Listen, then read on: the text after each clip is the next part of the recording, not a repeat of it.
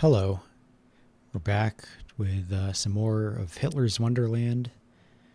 Last time we got to, let me just pull this up. We got to chapter 9. So we talked about the Jewish question, and we talked about, what was the other? We introduced a lot of the personalities in the Nazi Party. So we talked about Hitler, Goebbels, Goring, Frick, Rosenberg, Rudolf Hess, all these different characters. And today we're going to talk about, it looks like the organization itself. So I'll just put this on the screen. So we have chapter 9 about brownshirts. And I guess I don't know. I don't remember if I had anything else to say. I think I did, and then I just forgot. I should probably take notes and write things down.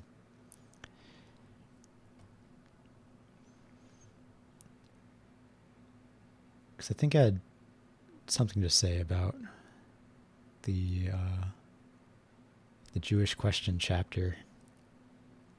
But well, if I remember, I'll just throw it in there.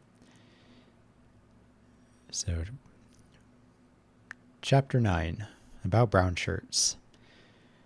Trims his belt and buttons and turns out his toes. In preceding chapters, stormtroopers have supplied a sort of gangster's chorus, the leitmotif of their song being, "You want brutality? We have it." Quite naturally, the reader has built up a picture of hordes of brown-shirted ruffians rushing around dealing out a continuous stream of blows with an occasional murder to vary the monotony. I will confess that I had the same impression before I paid my first visit to the new Nazi Reich. The first time I passed a stormtrooper in the Friedrichstrasse, I expected him to push me off the pavement and then, if I offered any resistance, to arrest me and lock me up in a Sturmlokal. It must be admitted that friends did very little to allay my preliminary fears. When they heard that I was going to Germany, they invariably sighed and murmured, "Oh well, I suppose I shan't see you again for some time. You'll be locked up in a concentration camp or shot or something." Now, as I write this chapter on stormtroopers and their organization, I frankly admit that I am biased in their favor. The number of pleasant hours I spent in the company of brown-shirted and black-uniformed men, their spirit of good camaraderie, and the number of Pilsner lagers we consumed in Bierstuben are responsible for the bias. What the character of these men may have been under the influence of revolutionary madness is another matter entirely. There are 4 uniformed organizations in Germany.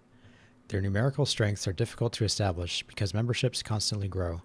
One corps is incorporated in another, and so on, so that figures can only be given with a very broad margin of approximation.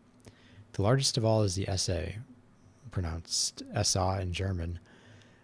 The letters stand for Sturmabteilung, Assault Division, but in English this corps is generally known as the Storm Troops.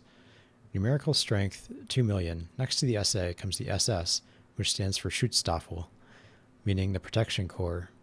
Numerical strength 500,000. The Stahlhelm, Steel Helmets, numerical strength about 1,300,000. The Hitlerjugend, Hitler Youth for boys from 10 to 18 years of age, numerical strength about 1 million. There are various other organizations, such as the BDM, pronounced BDM, Bund Deutsch Modell, German Girls League, but as these are not much different to Girl Scouts, Girl Guides, Brownies, etc., and do not wear a complete uniform, do not warrant detailed description. So yesterday, not last week, I was saying I didn't think the SS existed at this time, but I guess they do, because he does mention them. But continuing on, I guess he'll elaborate on them further. Stormtroops. Uniform for this corps is entirely brown. Shirt, tie, breeches, and riding boots. Tunic with Sam Brown belt and peaked cap. A red armband bearing black swastika on white ground is worn on the left arm. The object of the SA is explained by Hitler in these words, quote, "Men and comrades of the SA, by the Treaty of Versailles, the enemies of our nation, both internal and external, have forbidden us the right to organize our defense. According to their wishes, our technical disarmament should have been followed by a spiritual one. It is the aim of the National Socialist Party to set up a new Germany in place of the old. This can only be possible if a spirit of national honor is intimately allied to an unlimited desire for freedom. The aim of the essay is to prepare for the nation a body of young Germans who are morally and physically ready to defend her. Out of hundreds of thousands, the essay will weld one single powerful disciplined organization. End quote. And that's from Dienstfortschrift für die Essay, Introduction by Adolf Hitler. When Hitler wrote that, the essay had changed considerably from its original formation. During the first few years of the Nazi struggle for power, the essay was used to protect Nazi speakers from attack by communists during propaganda meetings. That duty was subsequently taken over by the SS. When Hitler spoke to his faithful followers in 1921, the hall in Munich was filled with communists who had come with the intention of breaking up the meeting. History shows that 46 SA men had to throw 800 Marxists down the stairs before the speeches could be continued. That memorable fight was a bloody one and marked the creation of the first assault divisions. After that came the famous Hitler Putsch in 1923, when 14 SA men were shot dead by the police with the aid of his stormtroops, who wore no uniform in those days. Hitler had tried to overthrow the government in Munich. He was arrested and imprisoned. The essay was banned by the authorities, but was reformed later, this time with the addition of a brown shirt and brown cap. In 1926, there were 6,000 SA men. In 1927, there were 30,000, and the membership continued to increase until it reached its present size. All honor and glory to those first few thousand young men who fought for an ideal, with the unquenchable patriotism of their leader as the only encouragement. Hundreds died and thousands were wounded in that untiring battle against the subversive movements that threatened the fatherland. Of these pioneers, there are not many left in the ranks of the SA today. Most of them have passed into the SS, who are the elite of Hitler's troops. The men who wear the brown uniform nowadays are mostly recruited from the young unemployed. It was Hitler's way of recounting the ill effects of unemployment on men's minds. Instead of lounging around the streets, dressed in dirty old clothes that made everyone shun them, these youngsters have regained their self-respect. Instead of outlawing them, communists, hooligans, petty thieves, and all, Hitler offered them to join the SA, and they fell for it because it meant that they could once more hold up their heads and say to their fellow men, "We are of use to society." Joining the SA gave them the right to wear a uniform instead of their own dirty rags, and the uniform carried an entrée libre wherever they went.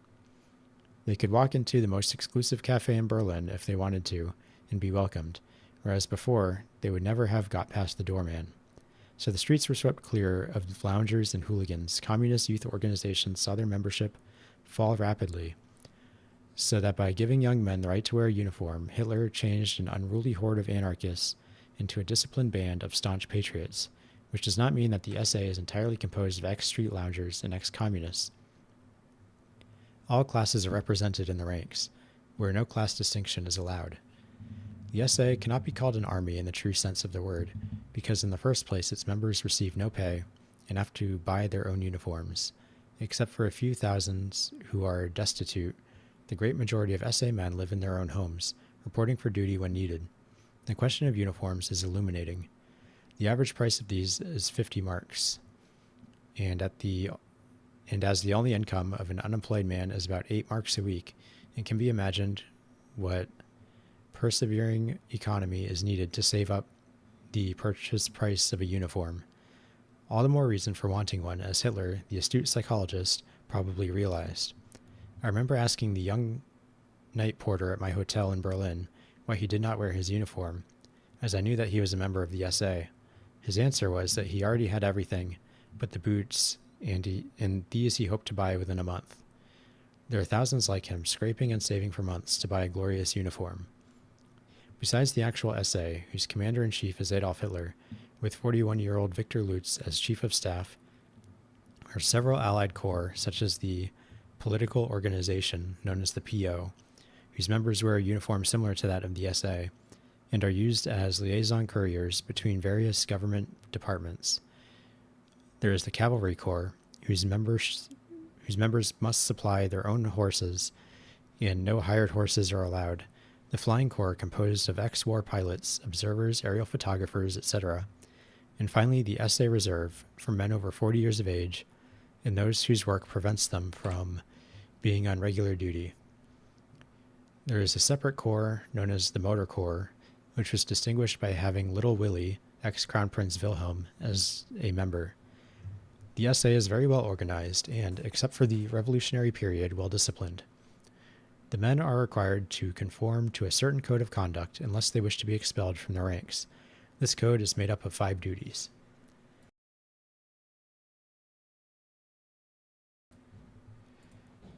One, spotless appearance and blameless conduct in public. Uniforms must be neat and clean. Demeanor and walk must be composed and orderly.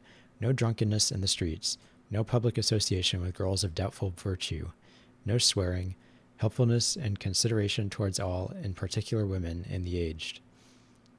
2, courage, which should not mean taking a smack at political opponents without serious provocation. 3, discretion. Gossip is not, as one so often hears, the monopoly of women. Too many men are given to this vice. SA men should not gossip about the private affairs of their comrades and observe absolute discretion in official matters. 4, discipline and obedience to the leaders. 5, a spirit of comradeship, Kameradschaft. And there's a footnote that says these were compiled from the official handbook of the SA and the printed rules and regulations posted up in the barracks. What do all these brown-shirted men do? The answer is not very easy to give.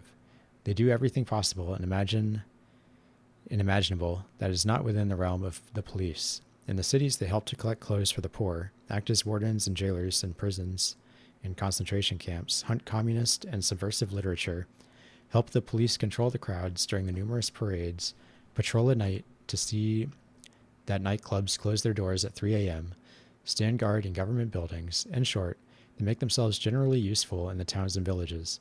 They do not, like the first Italian fascisti, listen behind doors, open letters, or poke their noses in people's private affairs. It must be clearly stated that the SA do not undertake police duties. They hunted the enemies of the state during the Revolution, but nowadays they are strictly forbidden to make any arrests without a police warrant. I am obliged to explode the bubble of a Germany overrun by hordes of brown-shirted ruffians armed to the teeth, because SA men are strictly forbidden to carry a revolver. Some of them carry bowie knives, and lately they were allowed to wear an ornamental dagger, but firearms are taboo. On the other hand, quite a number of the SS, Protection Corps, men carry revolvers when they are on duty at meetings and government reunions. And there was something I was going to elaborate on here.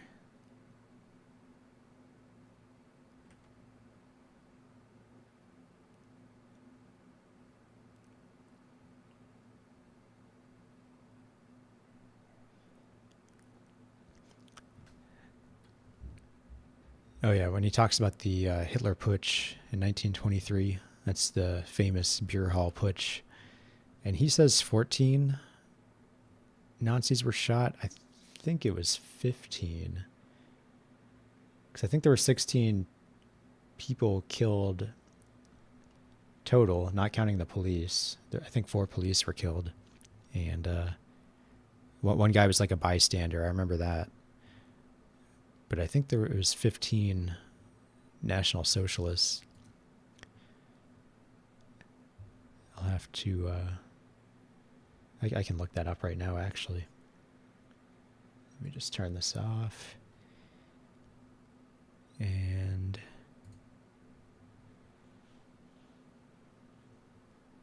I can just Google it.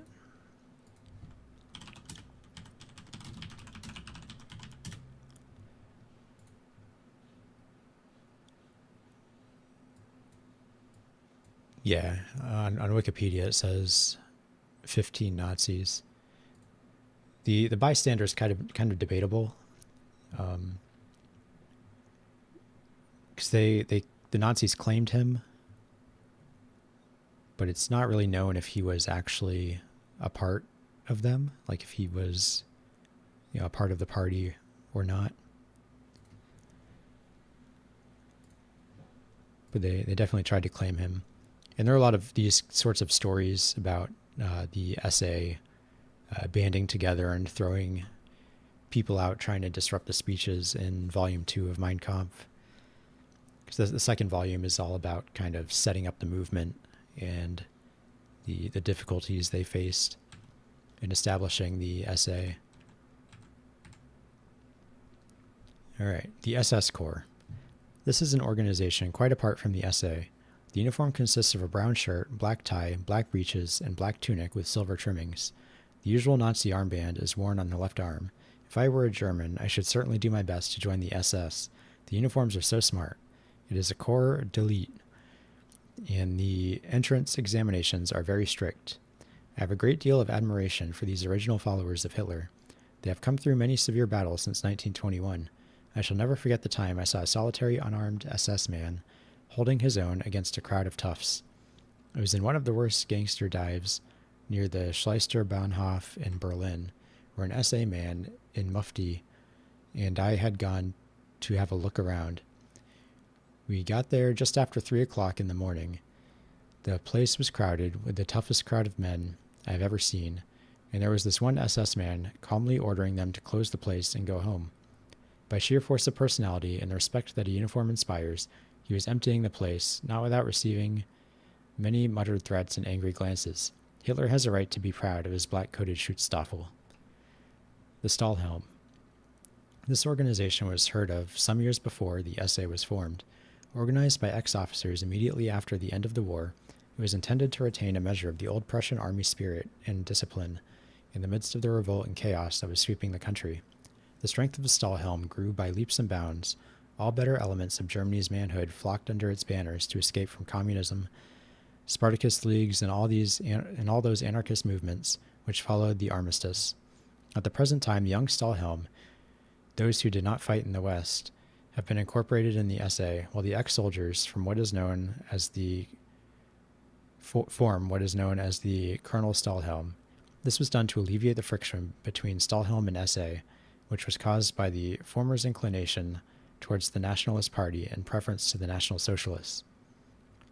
The uniform of the Stahlhelm is a green-gray cut on the lines of the German war uniform. These men wear a little badge representing a trench helmet. This badge is also worn in the lapel by civilian members of the organization, whose occupation prevents them from wearing their full regalia. The uniform is, of course, bought by the men themselves. The story that was told to me by a Stahlhelm officer gives an insight into the mentality and explains the uniform complex of the average German. Let's see. Okay, so this is a quote. One day I was drilling some of my men, Stahlhelm, in field exercises and needed a man to lie on the ground and hold the base of a level gauge. I called one of the men out of the ranks and gave him my instructions. Imagine my surprise when he said, "Excuse me, sir, I would rather not lie on the ground." I was astounded. An ex-soldier contradicting the order of an officer, and was about to reprimand the man severely when the platoon officer stepped forward and explained everything. It appears that this man had been unemployed for years. He had a wife and 2 children to support, and his weekly dole was about 25 marks.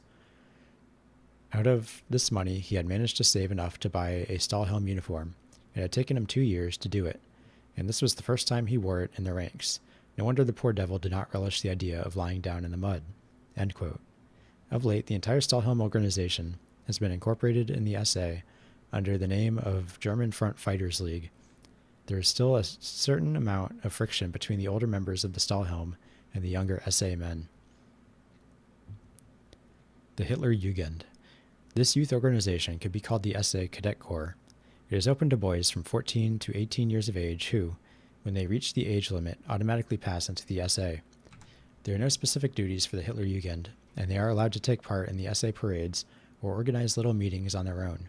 The uniform is brown, and although officially boys should wear breeches and boots like the SA, few of them have enough money for these items and are content with shorts and socks like the Boy Scouts. For the benefit of the warmongers, I am obliged to mention that none of the Hitler Youths carry revolvers. So much for Hitler's unofficial army, whose much criticized militarism is discussed in a later chapter. The development of the stormtroops was needed to carry out the destructive side of Hitlerism, but from now on, we are concerned with answering the question of what Hitler has built to take the place of what he has destroyed. During this constructive work, the stormtroop chorus becomes fainter, and the leitmotif changes to, "You want voluntary help? We give it." While the important part of the orchestration is supplied by new laws, social and economic reforms, and political aims, National Socialism loses its revolutionary glamour. No more communists to beat up, and persecution of the Jews forbidden. In its place comes a comparatively dull mixture of political, social, industrial, agricultural economy. But inasmuch as Germany's important problems, such as unemployment, farmer relief, industrial stagnation, and so on, are to be found the world over, it is interesting to see what experiments the Nazis are making to solve their difficulties. These experiments are, to my mind, far more exciting than the exuberant mafficking of stormtroopers, bourgeois, and well-meaning members of the Nazi Party. All right, so that's that chapter. We're probably going to read 3 chapters today because they're all fairly short. That'll put us up to page 150. And there's something about the SS that I was interested in saying, or interested in when he talked about it.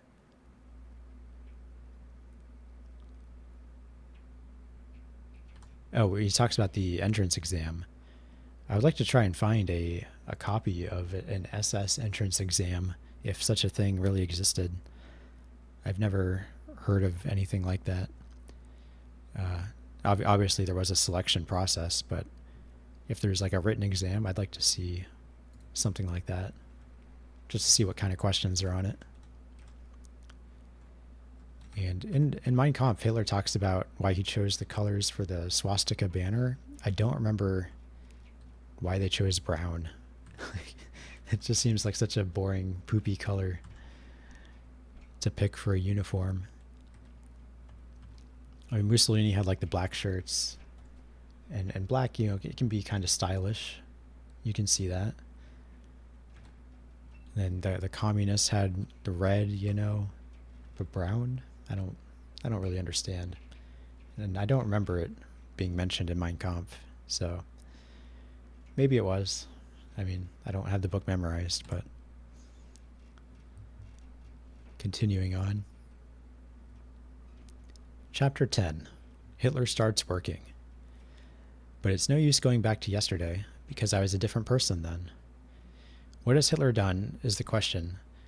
What has he done besides destroying communism, Marxism, creating stormtroops, and persecuting the Jews? The answer is nothing. He has reduced unemployment, cleaned up the country, and caused a moral regeneration of the German Volk. But so far as concrete economic improvements are concerned, they are insignificant. However, it is not fair to judge results barely a year and a half after the revolution, and only about a year after Hitler had received full powers of action through the Enabling Act of March 1933. In 3 years, when the Nazis have completed their 4-year plan, Hitler will have to answer for the results of his rule. It is true that the Nazis have a program, one that was established by Herr Gottfried Feder over 10 years ago, and which covers every aspect of Germany's national life as the Nazis see it. This program is a mixture of every kind of government, and suggestions seem to have been borrowed from Sir Thomas More's Utopia, as well as from Lenin's idea of the collective community. Detractors of the new regime are fond of pointing out that the Nazis have not fulfilled all the promises contained in the 25-point program of the NSDAP. I can only say that if Hitler does accomplish everything he said he would, he is eligible for a place among the 7 wonders of the world. A politician who meticulously fulfills all his pre-election promises is a supernatural phenomenon hitherto unknown in modern politics. Nevertheless, if actual results of Nazi rule are not yet visible, one can at least see in what direction they are heading, what type of state they are attempting to establish, and how they are going about it. A rapid survey of agriculture, industry, and commerce will soon show that there is more in the idea of National Socialism than meets the eye. And I showed off my copy of the 25-point program last year in the banned book stream, and I've read it, and everything is more or less kind of vague enough. It's not super vague, but it's like, you know, it's a program with a direction, but each point is vague enough that you could say like, okay, I guess that's kind of how they accomplished it. So it's not like the super concrete 25 points, 25 policies, but just rather ideas like, Germany for the Germans. And we believe in profit sharing. Okay, well, how did they enact profit sharing? Well, you could say they did it with, these programs like Strength Through Joy and, the labor force funding those programs. They didn't hand out money to people. So could you say that's profit sharing? Maybe, maybe not. I'm not an expert, but I think a argument could be made for each point that they accomplished it, but maybe not in the form that original supporters of the party may have wanted, or something like that. Agriculture. The land of the Reich was divided among the following: proprietors, usually members of old families who owned huge estates, which they rented in parts to the peasants; speculation companies who amused themselves by buying land here and selling it elsewhere, with little regard for the chaos thus created; peasants who rented a small piece of land from the proprietors; and finally farmers, those who owned their own land and employed farm laborers. Here was the problem. The proprietors complained that they could not raise enough money to keep their estates in working order. The peasants complained that the proprietors were not helping them get the maximum yield from the land by refusing additional labor, new machinery, chemical manure, etc. And they also complained that the state was taxing them too heavily and that they could not get reasonable prices for their produce. The farmer, who concerned himself mostly with livestock, complained that he too was heavily taxed, and that furthermore he had to pay extortionate interest on capital loans, and repeated the peasant's complaint that the prices he obtained for all his produce did not allow him to live properly. To all these complaints, the farm laborers supplied a sostenuto accompaniment about the abnormally reduced wages and the unfair competition of cheap Polish labor which poured into East Prussia and Pomerania. The Nazi solution to the problem is contained in point 17 of the program. Point 17 was actually very contentious in the creation of the party and trying to gain support from the farmers. And there's a quote here: "We demand a land reform suited to the requirements of the nation, creation of a law permitting the confiscation of land which is required for public utility purposes, abolition of land tax, and prevention of land speculation." So a lot of farmers believed that they were going to have their farms seized and whatnot. And the book for the 25-point program actually has a like two sections dedicated to explaining this point 17 and how they didn't want to seize farmland, but land that was gained through war profiteering, etc. So again, that goes back to what I was saying before about how, maybe you could say they executed the point, but not quite the way that you might think at first, or something like that. Although this article has not been entirely fulfilled, there is now a law forbidding land speculation, and land taxes have been reduced by about 150 million marks a year. And the farmer has saved another 50 million by exemption from unemployment insurance tax. To satisfy the farmer's demand for more land, the state is using its newly created labor corps to turn wasteland into cultivable soil. It is estimated that over 2 million acres will be fit for cultivation within the next 20 years. The problem of mortgages and loans will obviously take a long time to solve, because for years the farmer was getting further and further into debt. To prevent the situation getting any worse, the state has fixed the rate of interest on loans to farmers at a low level.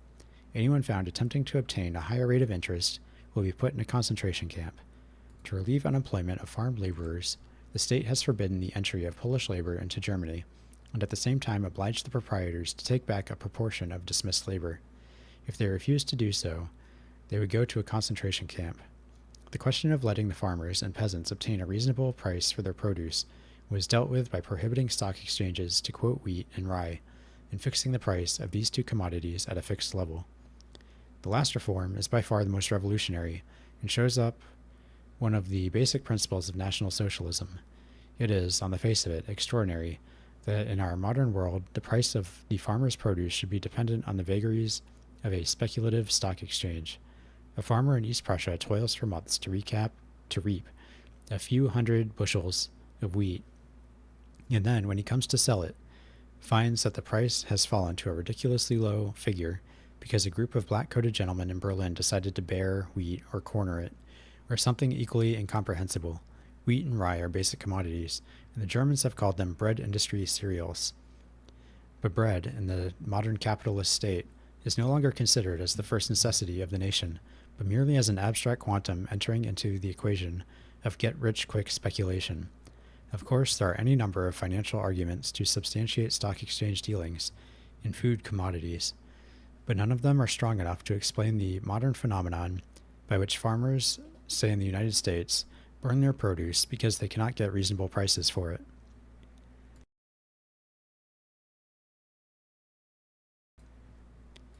Germany is trying something new by changing the status of the farmer. From now on, the farmer is no longer considered as the owner of a money-making business, but as one of the nation's food providers. His farm is to be completely separated from capitalism, and his produce will not be included in financial operations. So far, this new law is only applied to the bread industry cereals, but if it is a success, it will include other commodities. Corollary to the price level law is state control of agricultural production, thus establishing a sane equilibrium between consumption and production. Thus, National Socialism means a new page in the history of agriculture, fixed prices for basic food commodities, and state-controlled production. Germany may see the day when the price of bread will be the basis for all food prices. For industry and commerce, the Nazis have instituted a number of new laws which, if looked at singly, appear incomprehensible. Here it is necessary to refer to the name of the party with a special emphasis on the word national. Industry and commerce must be the servants of the nation, not the rulers. They will be directed by the state for the benefit of the Reich without monopolizing, as in Soviet Russia, or interfering with personal initiative. What the Nazis are fighting is the modern capitalist state with its apparent injustices without sponsoring the communist idea of collectivism. The principle underlying their reform is this: if the right of property is a sacred right, it must, at the same time, be exercised for the benefit of the community. There is no justice when a few men, or a few groups of men, hold in their hands all the instruments of production, the factories, the machines, the land, and the money, and are thus enabled to speed up or slow down production for their own profit. They create sweated labor, unemployment, and are the arbitrary regulators of wages. In the last case, the rights have been curtailed by workers' syndicates with the power to call strikes, but such procedures can only lead to anarchy and more unemployment. To remedy this state of affairs, the Nazis mean to impose state supervision of industry and commerce, and at the same time watch over the relations between workers and employers. Thus, instead of the employer being allowed to do more or less as he pleases in the matter of production and wages, he will be responsible to the state for the efficient management of his business. On the other hand, the worker will not be allowed to hamper his employer's work by striking under the advice and guidance of independent trade unions. Another reason for the establishment of state control in industry and commerce is that under the present capitalist system, there is an enormous amount of wastage in production with a resultant increase in prices of goods. There is also a certain amount of chaos because numerous factories carry on their work separately without a central directive force to control them. For that reason, there is overproduction in one field and a shortage of goods in another, for which the consumer again suffers in the matter of prices. Hitler has created vertical estates, or corporations of industry, commerce, handicrafts, etc., which will eventually be included in the labor front. Prominent men are directors of these estates, the Reich Industry Estate being governed by Herr Krupp von Bohlen, the famous steel magnate. With their estates, the Nazis hope to be able to give the producers the lines they should work on in order to obtain a maximum profit without loss in wastage or overproduction. The capitalist system had another fault, which was to encourage a host of intermediaries between the producer and the consumer, where before one shop sufficed, 10 are opened, and as all these intermediaries must live, the result is an increase in prices. Again, The intermediary often becomes rich in a few years, at the expense of both the producer and the consumer. To obviate this, the Nazis issued a decree forbidding any new shops to be opened until July 1st, 1934. The law reads Verkaufsstellen, which literally means sale premises, and so includes commission agents, wholesalers, etc. This law also provides for the protection of the retailer from unfair competition by large combined stores. The chain store system was another result of capitalism, because only certain groups of men with an abundance of capital were able to erect huge chains of stores and monster department stores, whose action was the gradual destruction of the small trader. The Nazis are not concerned with the theory that combines mean lower prices to the consumer, a very disputable theory in any case. What they want to see is a revival of the small trader and consequently a reduction of unemployment. When the small trader regains his former prosperity, he buys more articles for his own personal use, quite outside his own business, thus stimulating other trades. The final and perhaps most important argument in favor of state control of production is that it will abolish indiscriminate abuse of the consumer's money. At present, the capitalist system is in no way concerned with how it makes the public spend its earnings, as long as the money is spent and finds its way into the producer's pocket. The result is a terrific increase in the luxury trades and the increase in gambling, use of alcohol, amusements, and all those purely fictitious needs which the public has discovered in the last decade. Huge industries have been built for the production of articles which are of absolutely no value to the public, and which the public never thought of wanting until it was hypnotized by advertising campaigns. Hypnotized to such a degree that a great many of these articles have now passed from the luxury stage into that of necessity. To give an example, can anyone explain of what value cosmetics are to the large majority of women? The argument that they create beauty is surely contradicted by the hideous makeup indulged in by women of the lower classes. What of the scores of patent foods now on the world's markets? Are they necessary to the physical well-being of the human race?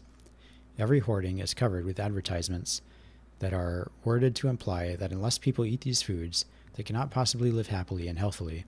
So much so that one wonders how the human race managed to survive so long before Bloggins extracts and Muggins vitamin foods were on sale at all first-class grocers.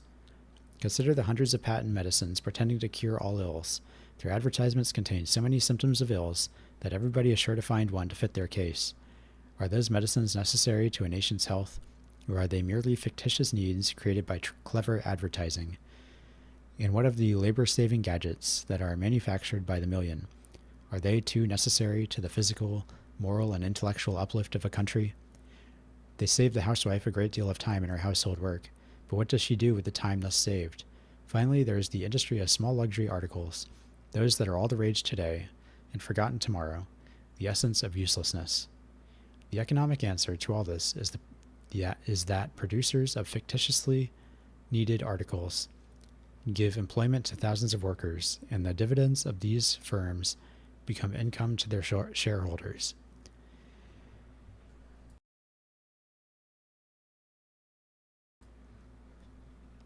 Therefore, if these concerns are abolished, there will be an enormous increase in unemployment. Thousands of investors would be ruined. An obvious fact, but the Nazis' contention is that these luxury industries should never have been allowed to flourish in the first place. There should have been a law to prevent Bloggins from manufacturing his useless patent food, so that the flow of capital which found its way into his concern would have been directed into useful enterprises. Enterprises the object of which was the moral, physical, and intellectual improvement of the human race. That is where state control of industry plays a part. From now on, the Nazis intend to canalize capital into constructive channels. Instead of investing their money in a factory for the manufacture of cigarette lighters, people will be asked to use it for the improvement of land and irrigation schemes, instead of subscribing huge sums for the erection of a cold cream and lipstick factory. Investors will be asked to lend their money for abolishing slums and building new houses for the masses. So I think price controls have been pretty well researched to not work very well in the long run. In the short term, I guess they can work a little bit. I mean, we did them in the United States during World War II. But a lot of the post-war boom, as they call it, it was due to FDR's terrible policies just going away. You saw like rent controls and all this stuff, and so they talk about fixing the price of wheat here, and I think that probably had negative effects in the long run. Although I do agree that land speculation and speculation on like commodities should be banned, which a lot of people on the so-called right don't like when you say that. But why not, right? Maybe there's a real reason. Most people just say, "Oh, it's government intervention, therefore it's bad." I don't know though. We'll continue on. Another of Germany's problems, which interests the whole world, is that of men versus machines. A law was passed which read, quote, "All new industrial or agricultural machinery bought after June 30th, 1933, and before January 1st, 1935, may be written down as capital assets free of tax." This meant that industrial concerns, machine stops, garages, etc., would be tempted to replace their old machinery by new in order to make an economy in their annual taxation. The law, however, imposes certain conditions. Quote, "The new machines shall be manufactured in Germany. They shall be used to replace a similar one in use, and under no circumstances must the new machine cause a saving in manual labor." End quote. The last proviso is the most interesting. It shows that the Nazis have fully realized the danger of improving machinery at the expense of human labor. They are the first government to take steps against the gradual replacement of men by machines. With the number of unemployed in the world standing as high as it does, it is amazing that no other country has given the problem serious consideration. Engineers and scientists continue to invent improvements in industrial machinery with the chief aim of establishing apparatus to do the work required at a lower cost, i.e., less manual labor.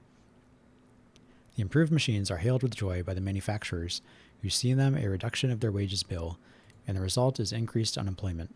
Germany now realizes that men are far more important than masses of steel and iron, a fundamental truth which, peculiarly enough, seems to have been forgotten for a long time in the world's mad scramble for progress. Civilization was the industrialist cry. Is the marriage of science with machines in order to produce increased production at reduced cost? The long queue of miserable men and women waiting for their unemployment dole is the real offspring of that unholy union. The Nazis hope to change all that, not only by the promulgation of industrial laws, but by instilling into the minds of the people a new economic spirit. The only point of similarity between the old and the new systems will be the freedom of private initiative, but whereas the capitalist slogan was, "Each man for himself and devil take the hindmost," the new idea is, "Each man for himself, but all for the nation." Therein lies the most revolutionary change in economics since the substitution of the barter system by the money standard. Actually, it is the application of the word nationalism to industry and commerce, both of which have long flourished under the banner of individualism. Men will no longer be allowed to build factories and open shops solely for the reason of increasing their wealth or that of a few thousand shareholders. Now the first question will be, is this new factory or new shop going to benefit the nation? If it is, good luck to it. If it is not, it will never be begun. Under the present system, a man may use his capital to start an industry that will ruin scores of others. A new patent process is all that is required to put thousands of men out of work. Granted that the new industry will absorb labor, but will it absorb all it has put on the streets? No one cares. The new factory is opened with much pomp and ceremony, and the new process is hailed as another milestone in the march of progress, and the unemployment total climbs another 1,000. Never mind the march of progress, says Hitler. What I want to know is how this new process is going to affect my people. Progress, another name for it in the majority of cases, is increased profits. Not increased profit for the nation, but for a small group of men who control the world's industry and commerce. That is the pure essence of individualism, and that is what the Nazis are fighting in Germany. They have just begun and are groping along unexplored avenues where they have to contend with the organized resistance of international capitalism. But sooner or later, they will find the solution to their problems. If they do not, then one can seriously begin to wonder if the world will ever regain a semblance of order. Individualistic capitalism has brought itself to the brink of a cataclysm. It is employing every trick and device to save itself from ruin. The results are there for everyone to see. It is now the turn of National Socialism to make an attempt at reorganization. Germany has the consolation of thinking that the Nazis can hardly make things worse than they were before. And that's the end of that chapter.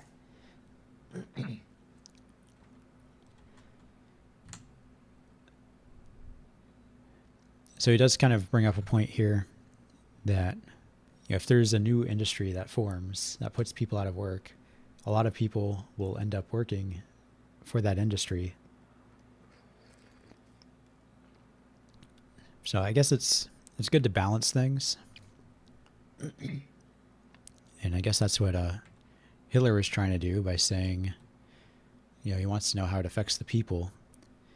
But let's say this happened 10 years earlier, and they were trying to put automobiles on the market.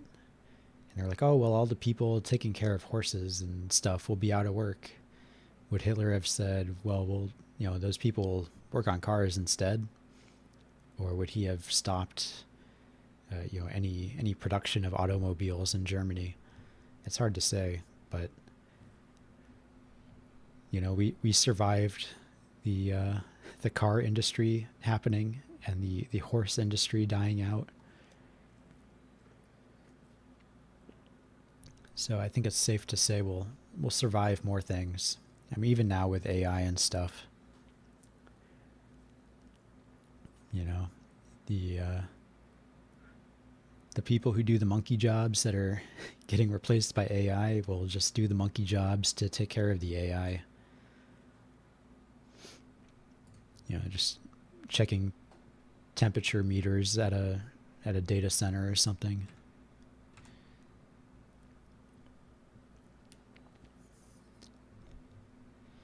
Chapter 11. Hitler continues to work. Alice tried to fancy to herself what such an extraordinary way of living would be like. Having seen the practical results of the word nationalism as applied to industry and commerce, it remains to be seen how the second part of the Nazi's name has been given practical expression. First of all, I propose the theory that Hitler's conception of the word socialism is totally different from its usual sense, which is a system in political economy to secure equal distribution of property and wealth in the community and abolish individual or separate rights and interests. Hitler's idea, if one is to judge by his social reform policy, is that the word should be taken in the sense of its root, the Latin socius, meaning a companion. The Nazis want to organize a companionable state in which the relations between individuals are friendly and sociable. Thus, socialism loses its Karl Marx flavor and becomes what the Germans would call Kameradschaft, a word for which there is no adequate English translation. And the socialism and National Socialism really comes from Oswald Spengler's Prussianism and Socialism. So if you want to know more about that, you should check that out. It's a fairly short work of Spengler's. It's about 80 pages. Or maybe 50. I don't remember. But Spengler tries to differentiate what he called Prussian socialism with the Marxist socialism. And they wanted to kind of take it back, I guess, take back the word. But continuing on. The object of instilling the Kameradschaft idea between citizens' minds is to create a spiritual oneness between each individual and globulous mass of his compatriots. The new slogan is, "You are nothing, your nation is everything." At a first glance, this slogan would seem to increase a man's national pride beyond all measure on one hand, and on the other hand, cause him to develop an acute inferiority complex. In reality, this does not occur. The real consequence of the new spirit is the gradual replacement of the I spirit by the we spirit. The real Nazi is the man who can see his whole life and work, not in the dimness of his petty selfishness, but in the brilliant light of the whole nation's existence. Speaking practically, this new idea of socialism has taken on many forms. It has found an outlet in the tremendous work of the Winter Relief. It is manifesting itself in the wholehearted cooperation of the people in helping Hitler fight unemployment. It pervades the stormtroops, the Hitler Jugend, and the labor camps. Millions of Germans are beginning to think collectively instead of individually. One of the new laws based on the idea of comradeschaft is the sterilization law. I choose it from among many others because it seems the most revolutionary measure ever adopted by any large nation. The new law came into effect on January 1st, 1934, when all arrangements had been completed for the sterilization of 400,000 unfit men and women. This number was composed of an equal proportion of men and women suffering from the following hereditary diseases: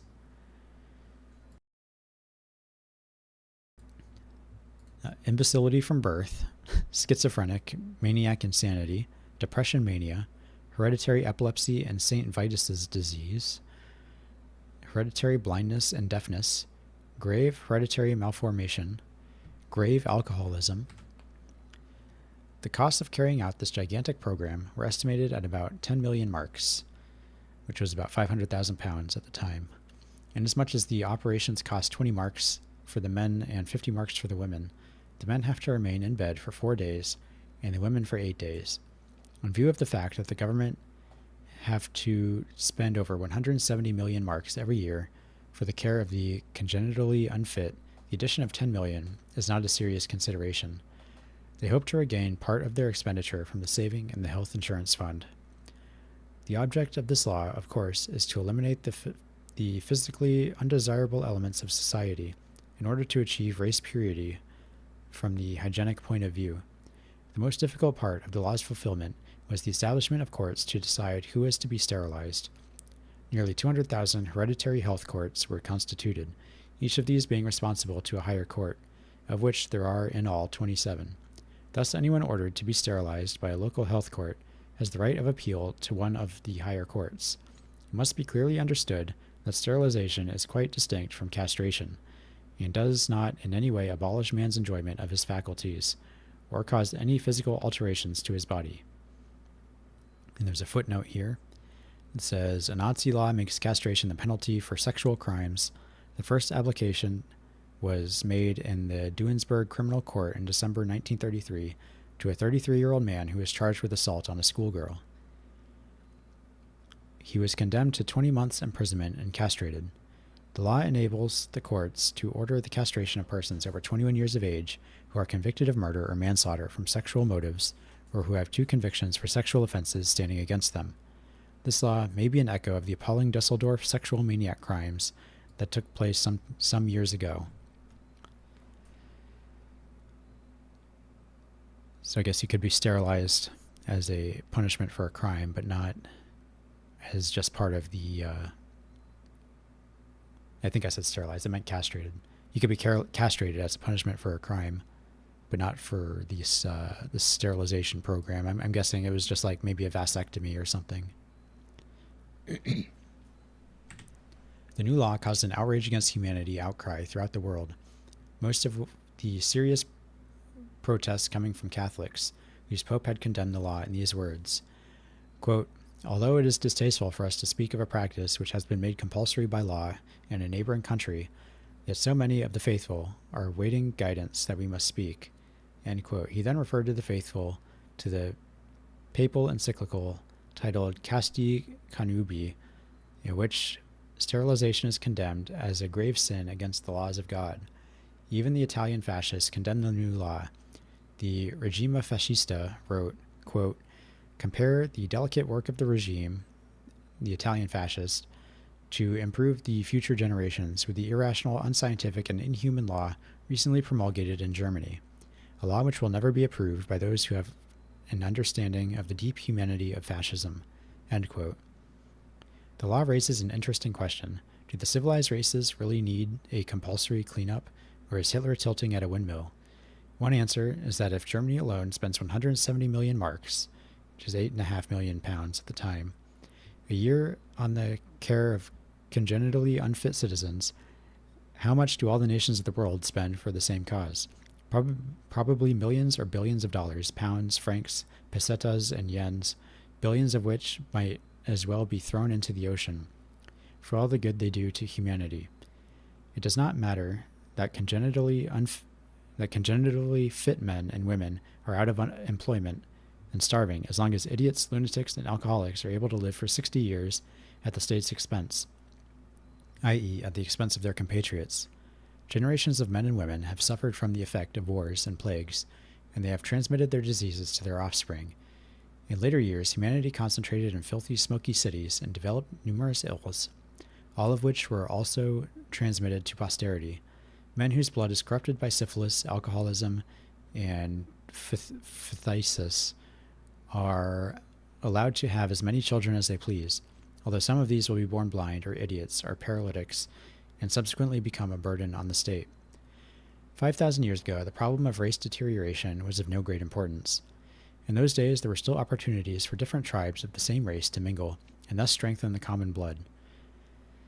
But today, where in the world can the white man find fresh, vigorous blood except by going to the yellow or black races? Fresh blood is needed to prevent the white race from becoming deteriorated. If there are no sources of regeneration left, then an effort should at least be made to prevent the existing race from becoming further disintegrated. Germany is making that attempt within the limits of her boundaries, but it is a question which concerns all the countries inhabited by white men. The principal objection to sterilization of the unfit comes from the churches, but there is one that is often made by the layman. How is one to know, is the objection, that by sterilizing an unfit laborer, one is not destroying a future Napoleon? Many of the world's great men were born of congenitally unfit parents. Beethoven's father, they say, was an inveterate drunkard. The objection is sound, but then how is one to know that by sending a man out on the battlefield to be blown to pieces by a shell, one is not destroying a future George Washington? And how is one to know that one of the thousands of miners who perish yearly in the world's coal mines might not have become the father of a modern Shakespeare? No one apparently objects to the destruction of men for the safety of the nation, or the comfort of the nation. Then how can they object to a measure which only entails a small temporary discomfort, and which is for the safety of the race? The nation's hygiene, perhaps, is of less importance than its comfort. So much for the layman's side of the controversy. What has the Church to say about Hitler's new law? It is condemned on the ground that human life is inviolate, and that in the Bible God commanded his children to go out and multiply. Consequently, no man has the right to take away from other men the right of reproduction. An answer to these objections is to be found in the Holy Gospel itself. Woe unto the world because of offenses, for it must needs be that offenses come, but woe to that man by whom the offense cometh. St. Matthew chapter 18, verse 7. Either make the tree good and his fruit good, or make the tree corrupt and his fruit corrupt, for the tree is known by his fruit. St. Matthew chapter 12, verse 33. And now that the axe is laid unto the root of the trees, every tree therefore which bringeth forth not good fruit is hewn down and cast into the fire. St. Luke chapter 3, verse 9. The sterilization law in Germany is an accomplished fact. In the end of the year, we'll probably see a number of congenitally unfit citizens of the Reich enjoying the full possession of their faculties, but without the privilege of bringing into the overcrowded nation a miserable brood of unhygienic children. The law is really a part of a huge Nazi plan for Germany's racial regeneration, the object of which is to make the Reich the healthiest nation in the world. No one can easily condemn Hitler for his ambition. This regeneration is also being attempted in the spiritual and moral fields. And the first step in that direction is the education of the youth. The youth of the nation must be brought up with socialist ideas from the very start. And the first lesson must be, you are nothing, your nation is everything. And the next lesson, work is honorable. The young German must be taught the moral value of work, and hard work at that. The teachings of a decadent bourgeoisie must be extirpated so that there will be no more thought of getting rich by any other method than that of hard work. In a few words, that is the task which the Nazi regime has set itself, a task which will obviously take many years to accomplish. When Hitler says that youth must settle down to hard work, he does not mean that young men should rush to the universities for degrees, while others besiege offices for clerical positions. On the contrary, that kind of work is discouraged. Manual labor is the order of the day, common Handarbeit and nothing else. Work which is looked upon with contempt by thousands of clerks and university graduates. They could never, is the cry, descend to the level of a common laborer. That is precisely the attitude of mind which National Socialism is attempting to change. The liberal professions are overcrowded, while millions of acres are begging to be tilled, roads require mending, viaducts to be constructed, irrigation schemes to be carried out, and so on. Quote, the Reich Ministry of the Interior has resumed its efforts to reduce the number of students preparing for the universities and other places of higher education. For 1934, only 15,000 scholars will be allowed to qualify for admission to such institutions, and the number is distributed in fixed proportions among the states. The number of girls affected by this measure is not laid down, but it is recommended that they should receive only 10% of the places. The main object of the measure is to prevent overcrowding of the professions and to thin the ranks of the breadless army of doctors. And there's a footnote here. It says, the holder of a university degree in Germany may call himself doctor. Okay.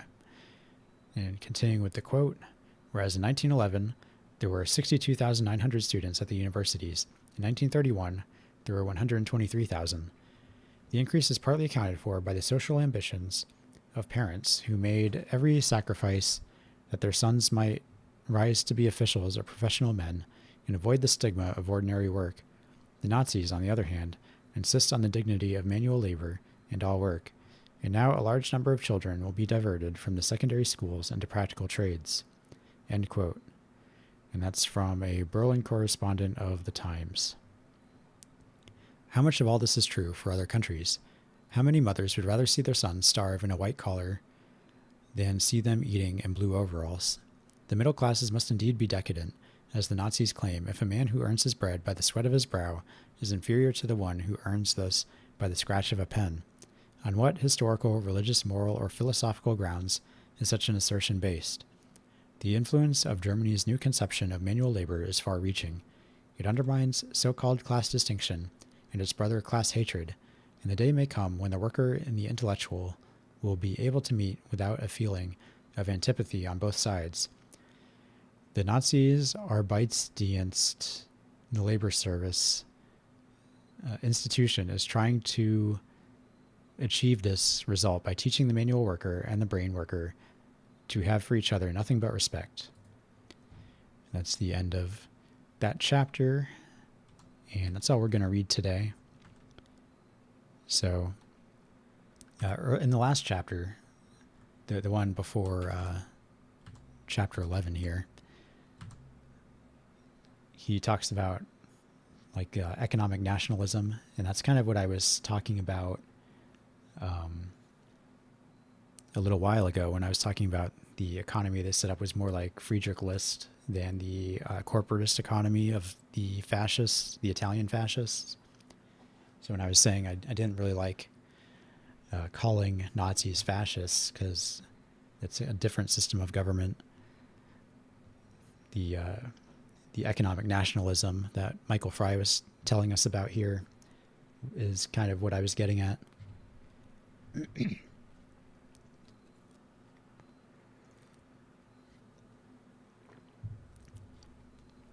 And here where he talks about limiting access to universities, I think that's something we need to do nowadays too. Like we need to go back to making it so like only the quote unquote elite, rich or just especially gifted people can go to universities and just not make it so it's for everyone anymore. Because we have kind of the same problems. We have people, they're too good to do real work, and then we suddenly have no welders in the country anymore or anything like that. So there are good ideas, at least in my opinion. So like I was saying, that's it for today. So tomorrow we'll read a couple chapters. We'll get to around page 180. And then on Friday, we'll read a couple more and we'll be done, most likely. Because like I was saying, it's only around 215 pages. So if we stick to our 30-page a day pace, we'll be done. By Friday evening, we'll be done. And my connection has been so bad that I don't think I can go back to streaming video games. I don't really know what to do with this channel anymore, but I'll try to think of something. Maybe I'll have to contact my ISP and just kind of put a hold on streaming until then. But we can finish this book at least.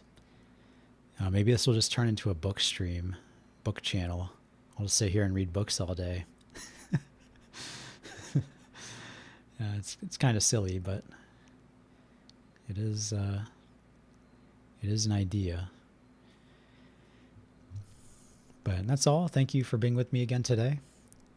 And there's nobody in chat, but there were a few people lurking, I saw. So I'll see you all tomorrow at the same time. And we'll read about 30 more pages of this. Bye.